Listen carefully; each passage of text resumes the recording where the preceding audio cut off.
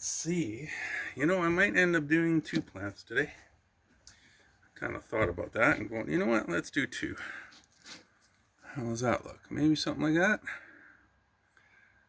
Yeah, I think that'd work.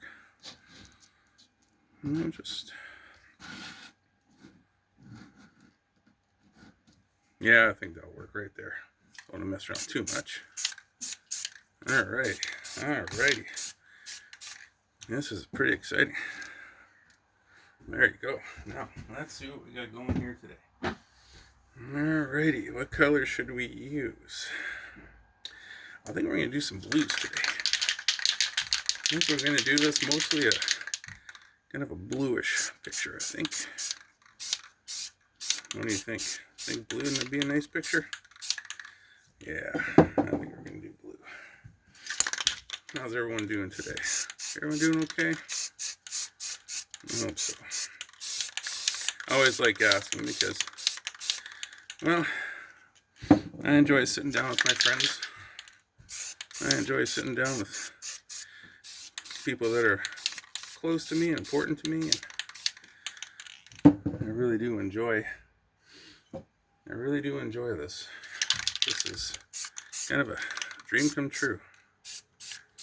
It really is. And I hope you're enjoying yourself as well. Hope you guys are having a good day. For me, it's Sunday. And, well, Sunday's a bit of a rest day, I guess, eh? You know, my darling wife, she doesn't rest too much. You know, she works 7 days a week. That's what happens when you're the best darn piano teacher around. And she is. And I've seen other piano teachers. They don't come near. They don't come close to Zabeth. That's my wife's name. Zabeth. Interesting name. It's like Elizabeth. She's a class act. She's definitely a class act. I find her fascinating, intellectually stimulating. She's beautiful. She definitely is, that's for sure.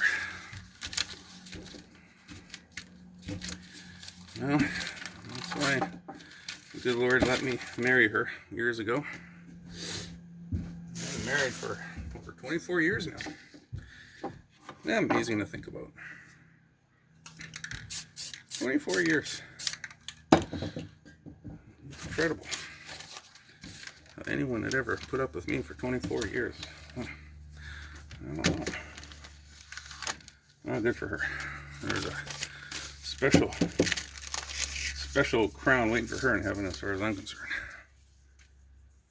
People laugh at that, but well, I don't know. It just seems to be the truth. It seems to be the truth. She's my darling. Very proud of her. You have anyone in your life you're proud of? So careful with pulling this off. Certainly can't rush it. Because if you rush it, then it ends up ripping. And that's not good. See, I ran out of bags. I don't think I have any more bags. I got a bag here. I don't know if this will work. Yeah, I don't know. I'm pretty excited. Good day. Yeah, it's a fun day. A little bit of sawdust on there, of course. Like I said, these are special paintings. They got sawdust on them. When you get sawdust on your paintings, then price goes up. No, I'm just joking.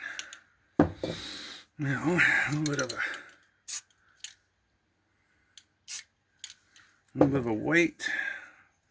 Let's see, the white dulls the black. So you gotta put the black back on. All right. See a little bit of. See, no matter what you do, when it comes to adding texture to your paintings, it doesn't really matter because everything looks awesome. It all looks so cool. It all looks so beautiful. Alrighty. Now, what I'm going to do next is I'm going to dry this and I'll be right back. Alright, like I said, it's a good day today. You know, for some reason I reminded myself of a story that I wrote a little while ago. It's an interesting story. And what it was, well, this guy, he bought this old mansion. And this old mansion hadn't been lived in for a number of years. And, you know, the typical mansion you see in Hollywood, where everything's covered, there still has the furniture in it. Everything's covered in white sheets. There's cobwebs everywhere. Yeah, one of those. And when he bought it for a pretty good price. No one else seemed to want it. So he was happy. So he moved in. By the way, he was a writer. I guess you want to say a struggling writer. Trying to figure out what to do with his life, trying to figure out what to do next. And hoping he'd come up with a really cool idea. Well, he moved in. And that's when the fun started. And when I say fun, well, he sat down at his desk, he had his computer there, and he was going to write. It was about, probably around 11 o'clock, 12 o'clock at night or so. And that's when all the fun started. I started hearing voices. Yeah, I started hearing voices. Like, what on earth? And he sat there and he listened. He sat there and he listened. What on earth? Who is in my house? And you could hear it. It was like a distant conversation. Different voices, men's voices, women's voices. And he sat there for the longest time listening. Then he got up, walked around the house, he couldn't hear it.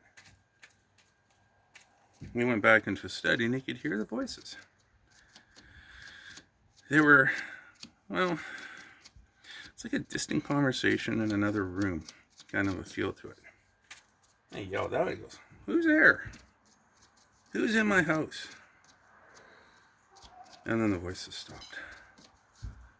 Oh, you talk about getting tingles down the whole spine there. He was worried. Who is in his house? Who is scaring him?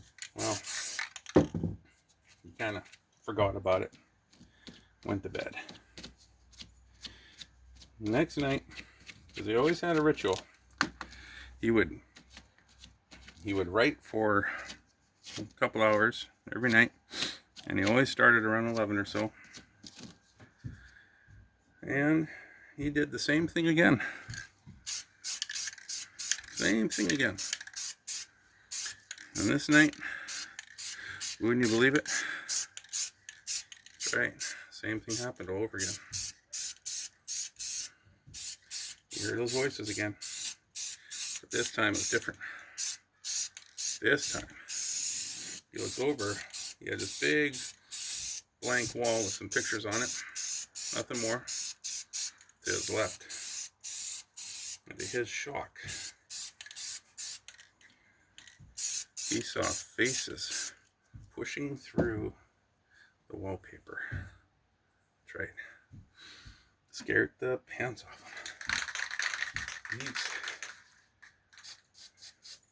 You could see it was like they all had the coverings over their faces, but you could see the shape of the face here and there, here and there, and there and here.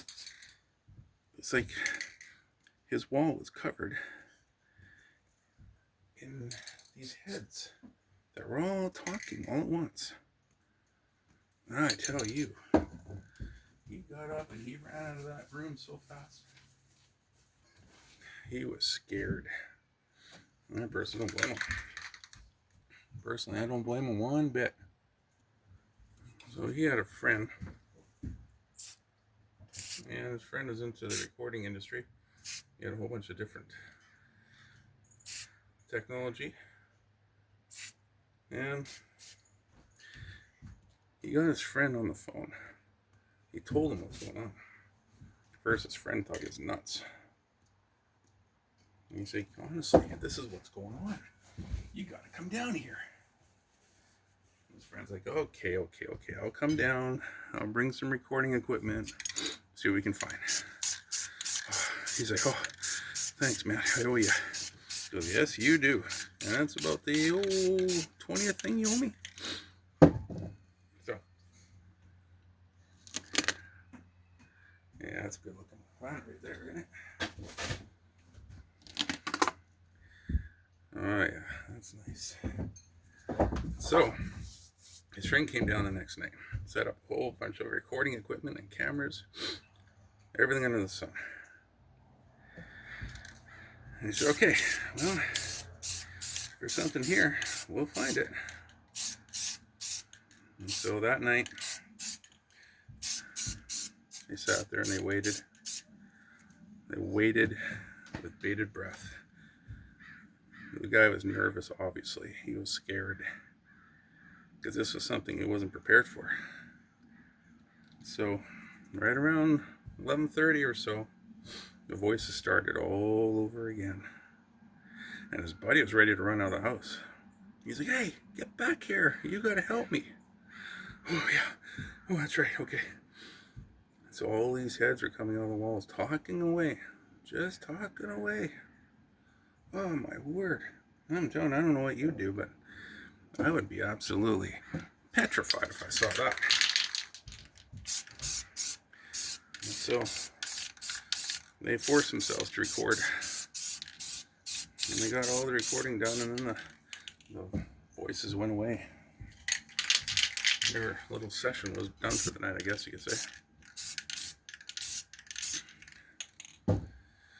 Well, let me tell you, when they listened to the recordings later on, they didn't know what to think, because what was happening was there was, oh, this is gonna rip on me. Yeah, this is what happens when I use paper. Alrighty. So, what we're going to do now, we're going to take all this paper off. And I think I'm going to have to start over, unfortunately. Well, when I start over, I'll tell you what happened with the rest of the story. I got to do something about this. I'll talk soon. See you in a bit.